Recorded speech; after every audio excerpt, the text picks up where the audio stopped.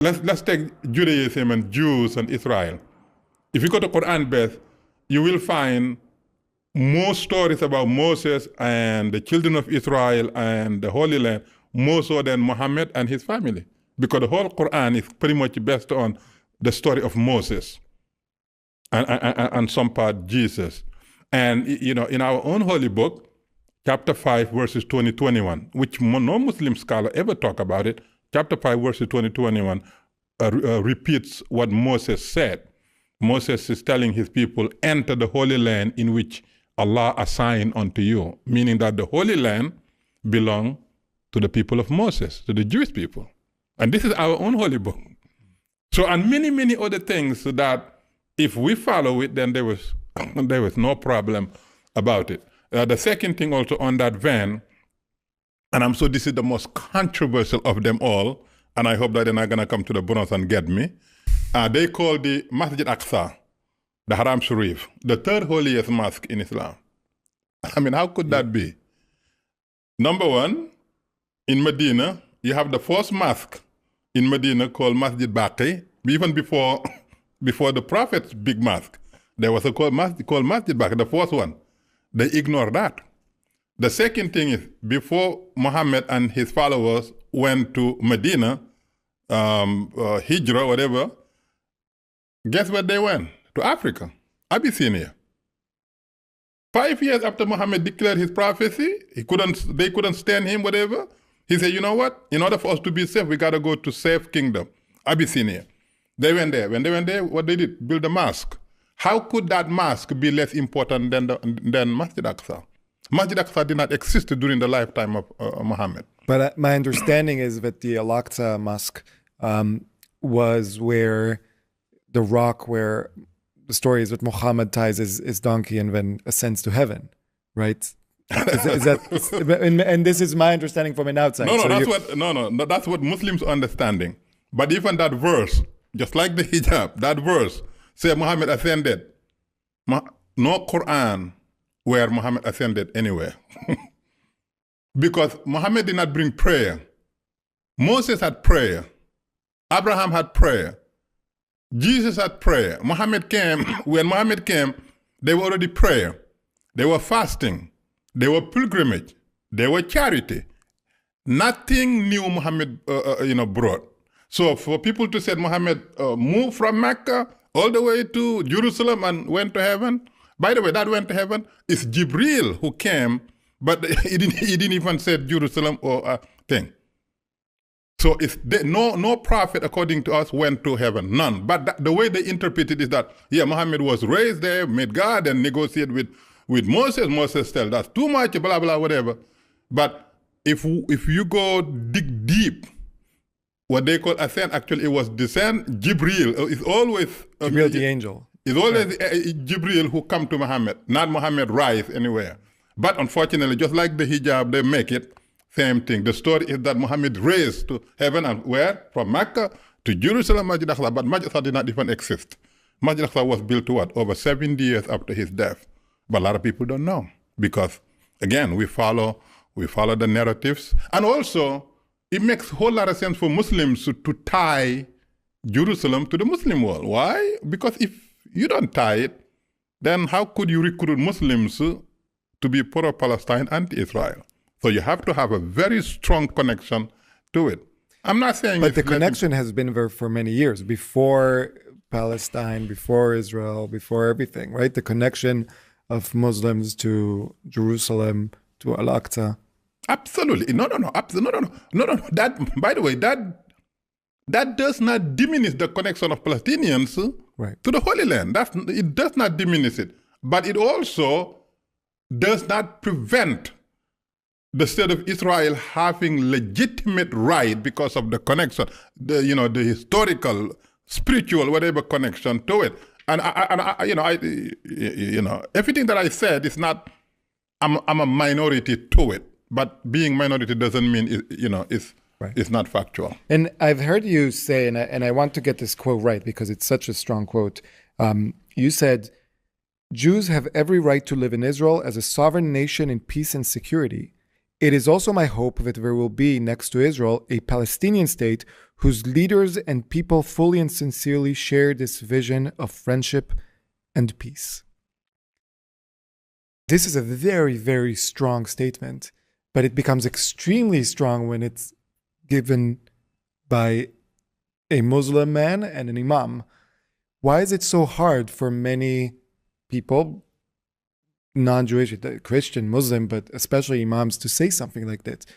What, Israel has a right to exist, and the Palestinians, together in peace, have a right to exist next to them. Why is that so hard? Well, as of today, as I'm sitting here, there are 193 nations that are members of the United Nations. Among them, 57 nations belong to an organization called Organization of Islamic Cooperation, which consists of Muslim nations and nations that have significant Muslim presence or Muslim interest. But at least 43 of them are Muslim nations, completely Muslim majority nations. Among these 57 nations, 22 belong to the Arab League. Arabic culture, Arabic heritage, Arabic language, Arabic pride, Islamic religion, they're independent, and most of them thriving economically. Now, 193, 57, 22 spend 70 years fighting one small tiny place called Israel that historically, that politically, that religiously, that spiritually can never ever be disconnected to the Jewish people. Nobody can do it. Now, no matter how much you are anti-Israel, you cannot honestly do it. It's not doable. Just like you want to detach the Chinese from China, Indians from India, African from Africa, you cannot do it. And that tiny nation is surrounded by enemies, some of whom want nothing more than to eliminate it forever and ever. And not only do they want it, not only do they pray for it, but they actually, actively working to making it happen. And that small nation is the only nation in the world where children as young as 4 or 5 years old, the first lesson being taught to them is to run to a bomb shelter for safety. In the year 2025, you have a nation that is legitimately positioned where it is, according to God, where its own children, I forget about the adults, its own children will be taught from day one how to run to a bomb shelter. And the people that oppose Israel and the people who are anti-Semites, they're enjoying their lives in nations and environments that will never tolerate such crimes against humanity. So for me as a Muslim, for me as a human being, for me as a fair-minded person, and for me who read Quran, which chapter 5, verses 20-21 tell me, the Holy Land, enter the Holy Land in which Allah assigned unto you. I cannot, sit idle. I cannot follow the ignorant anti-Semites. No matter what happened, I will have to speak up. If my speaking up costs me my liberty, my life, whatever, maybe that's the reason why I came to this world. But one thing I will never do is, I would never, ever accept or be silent in the midst of anti-Semitism or anti-Israel. Even now, anti-Zionism, which I said, if you are anti-Zionist, that means you're definitely anti-Israel. And if you're anti-Israel, you have to be anti-Semite. Because you cannot tell me the whole nations in the world, you just pick one and then you're against it. Now let's talk about, people say genocide, genocide.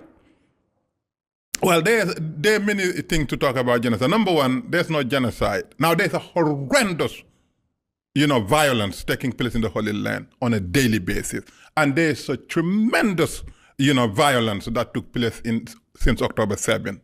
Unacceptable. cannot be normalized, and nobody can justify it. That is a fact. However, we also have to know that the genesis of it is Hamas.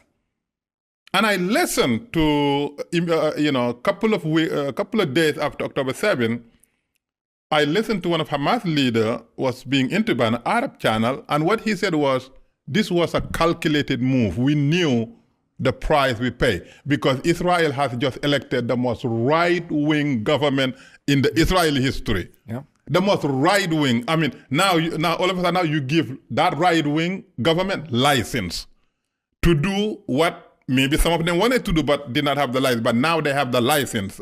So that's why when people were saying ceasefire, ceasefire, ceasefire, I say you don't know what is going on. There will never ever be ceasefire as long as one Israeli is being held hostage. It's not going to happen because I know Israel. I go there, I know Israel, and I know I was in Israel November 2022. While I was there, even the military reserve said they're not gonna serve under Netanyahu. They said they were absolutely fighting liberals and conservatives, religious, secular, whatever. That was November 2022. Yeah, that was the pro-democracy protest. I was part of them. Okay. In Israel. And then I was there November 2023, a month after October 7. The people that were fighting to tear Israel down, guess what happened? They found themselves fighting for survival. Now they said now it's a matter of survival as a nation and survival as a people. Because why? Because not only Hamas did what Hamas did, but the global anti-Semite, anti-Israel community, Muslims and non-Muslims, whatever, Europeans or whatever, they did not differentiate Hamas from legitimate Palestinian cause. They just rally to support what was going on. I mean, how could you do that? I mean, how could you rally in support of so-called Palestinian issues without differentiating the heinous crime committed by some of the factions? So 2 days after October 7, in New York City, mayor's office, they convened a Zoom meeting with who's who in the Muslim leaders in New York. And they had the commissioners and leaders. This was 2 days after that. And then we spoke for about 40 minutes. Not single Muslim leader, number one, condemned what happened. Number two, sends condolences. Number three, disassociate themselves with what's going on. So I said, no, I raised mine. I said, no, I have to speak. This is 2 days. They said 300 something people murdered already. And they said hundreds of people kidnapped. They didn't know the numbers. And we are Muslims. Now we don't condemn this. We don't send, condolences. Who are we? We have to now show who we are. We have to show our color. We should never ever be on the side of those who commit the crime. We can be the biggest pro-Palestinian group, but we have to differentiate. What was the reaction in the room? Oh, yeah. No. The reaction was usual because they know me. They realized it was like a silent at first. Because when you hit people with facts, even if they resisted, it would be later. But the first reaction is, because we have God created us naturally to be good people. Therefore, whenever truth or goodness comes, it has some type of effect, even if you reject it, whatever. So there was a silence at first. Then there's a resumption of whatever. But they understood that I told the truth. They understood that this is what we need to do. If we don't do, and by the way, I predicted, I said, if we don't differentiate the legitimate pro-Palestinian cause and Hamas, it will be the worst of the worst. And I told them, I know what the government of Israel now. I know Netanyahu's people. I'm familiar with Israel. And Israel now has license. Netanyahu has license that he never ever had but always wanted. Netanyahu and the people around Netanyahu, like-minded, now Hamas give them license. And it will not going to be pretty. It's going to be worst of the worst.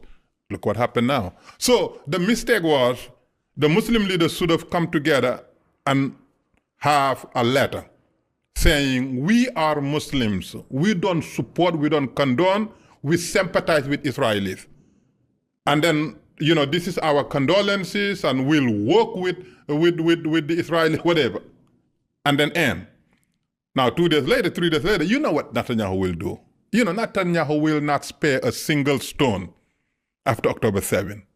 Because I was there and I see, the number one, the scare, the concern, the embarrassment, the confusion of the Israelis. Because, Israelis, you're Israelis, they have self-confidence. They thought that even if the moon come, IDF will prevent it. That's the type of certainty they had. Then Hamas did that. They said, wait a minute. No, something is not right. So no, we are vulnerable. That vulnerability, they never thought that they were. They thought that they had it. And that was, you can read it from their faces, that they were concerned. What is next?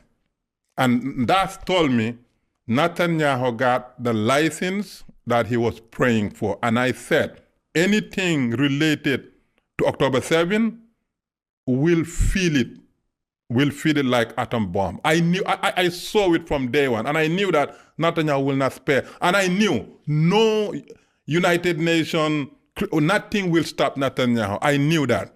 And then, I wrote a lot of pieces, circulated, if you check it. Everything I predicted came 100%. So October 7 was anti-Semitic move. This was not resistance. This was anti-Israel, anti-Semitic move. And this was one of the worst, if not the worst of the worst. And this was inflicted so that the end goal, which, by the way, the leader, Mr. Mashal, articulated, the end goal was to to continue to isolate Israel from the international, community. That was one of the goals. They knew that the price was going to be heavy. They knew Israel was going to come hard. They knew a lot of people will lose their lives and everything. And they knew that no place, whether it's a hospital or school, because, after October 7, you think Israel will say, oh, this is a hospital, or this is a school, this is a daycare. Israel know that the people who do it, they're not going to be in homes, and they're going to be where it's the most sensitive, where the global say, oh, you don't touch it. Everybody knew that. Everybody knew Hamas fighters will not be in vulnerable places. They have to be in a hospitals with gowns and schools with uniform, whatever. And Israel knew that. And that's, for me, I knew what was coming. I was not surprised. For me, I knew what was coming. And I also knew that no place was sensitive, no place was sacred concerning IDF's operation. Because how would you get the bad guys? You think you're going to get the bad guys from different places? No, you get them from sensitive places, commingling with people. And because, Israel said, no, this is not going to happen again. And therefore, to end it, we'll go wherever we have to go. And that's exactly what happened. And ceasefire I knew was not going to happen. I knew 100% there will not be ceasefire while you have the hostages in the hands of Hamas. That's not going to happen.